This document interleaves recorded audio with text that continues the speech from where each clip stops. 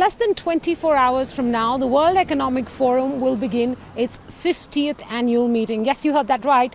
50th annual meeting. I've attended about 10 to 15, I think. Rahul Bajaj, of course, has attended more than 40, I believe.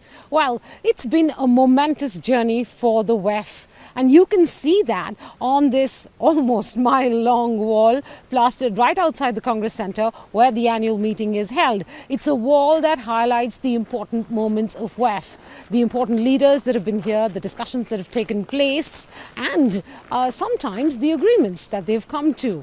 Well, to be fair though, the WEF's annual meeting, or Davos as it's more popularly known, has often come under criticism for also being a billionaire bubble. In the first decade, it was the Badshahs of banking, the first decade of this millennium, that is.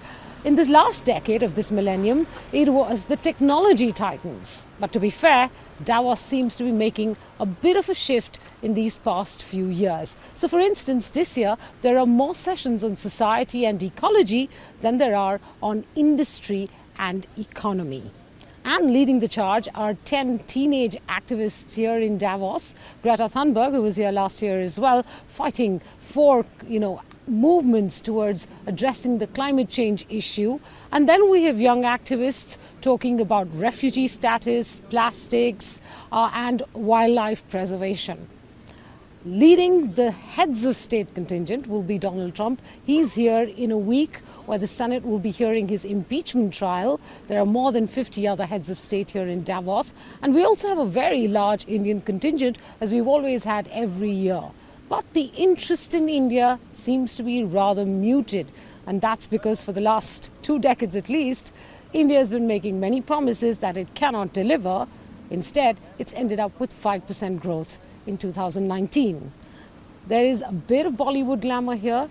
Deepika Padukone is here to talk about mental health, and that goes to underscore the shift that Davos is making in the conversations that it chooses to mainstream.